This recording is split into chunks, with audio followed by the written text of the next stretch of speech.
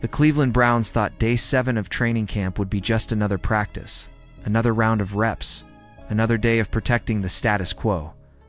They thought they could keep their quarterback rotation predictable. Joe Flacco as the placeholder, veteran Dillon Gabriel as the hand-picked third-round golden boy, and Shador Sanders quietly buried on the depth chart.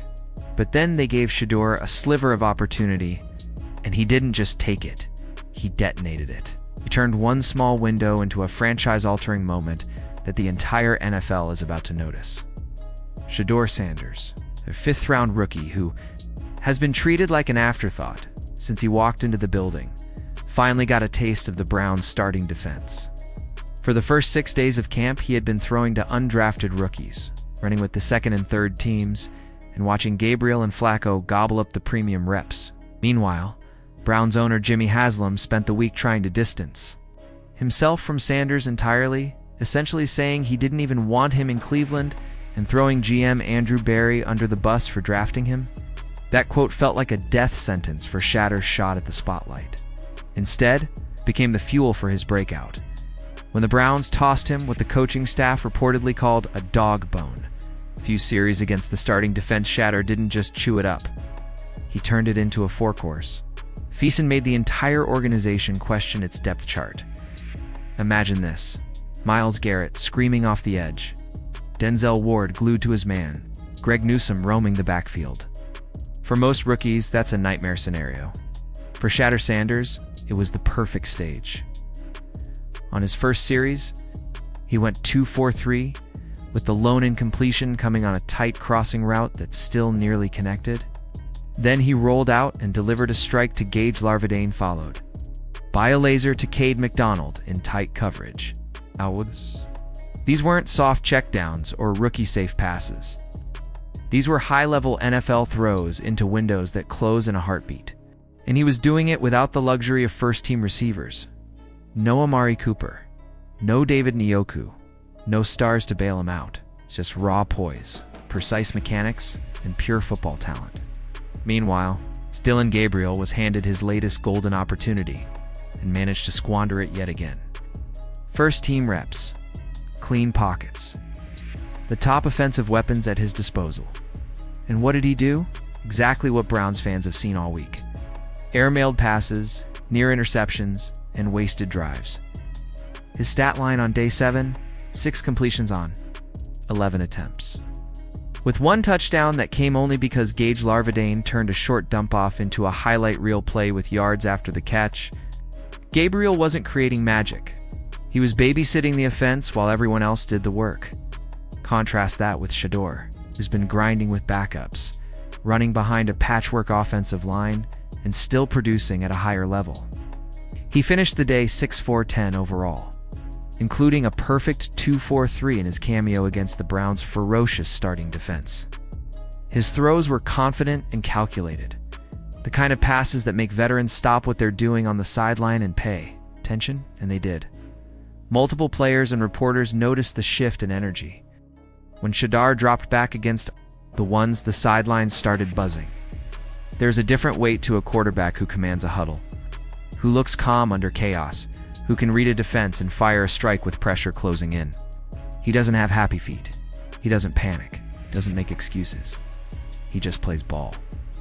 And that's why the locker room is starting to tilt toward him. The truth is getting harder to hide.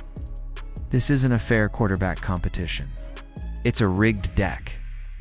Dillon Gabriel is being fed face cards first, better receivers, better protection, while Shador has been handed scraps. And yet, the 5th-round pick is outplaying the 3rd-rounder in nearly every measurable way: accuracy, poise, pocket presence, decision-making, and the stat that matters most: 0 interceptions in camp. Dillon Gabriel can't say the same. So why is Shador still buried? Politics, optics, ego. The Browns' coaching staff and front office are terrified of admitting what fans, players, and anyone with eyes can see. Their handpicked prospect is getting outshined by the rookie they didn't want. Though Jimmy Haslam's public attempt to disown the pick backfired spectacularly. After day 7, that quote looks like the dumbest thing said all offseason, because the only Quarterback in Cleveland who looks like the future of the franchise is the one. Haslam tried to write off Dot, and the fanbase knows it. Social media is lighting up with clips of Shador's darts against the starting defense. Fans are breaking down his footwork, his confidence, his field vision. Local radio is flooded with callers asking the same question. How much longer are they going to pretend Dylan Gabriel is the answer? Even casual fans sipping coffee in the bleachers can see the gap widening. The rookie with the famous last name isn't just surviving, he's taking over. Inside the locker room, the whispers are growing louder. Players gravitate to the real deal, and Shador is giving off franchise quarterback energy. Calm, composed. No theatrics. He's confident without being cocky, and he delivers every time he touches the field. That's how respect is earned in the NFL, and respect spreads fast. Gabriel can throw all the checkdowns he wants, but he can't fake the energy shift that happens when Shador steps under center. And now, the national media won't be able to ignore this much longer. For weeks, ESPN and NFL Network have stuck to the script. It's talking up Flacco's veteran steadiness and Gabriel's development curve while pretending Shador doesn't exist. But after day 7, that dam is cracking. A fifth-round rookie went toe-to-toe with one of the league's top defenses and looked like he belonged. Looked like the best quarterback in the building.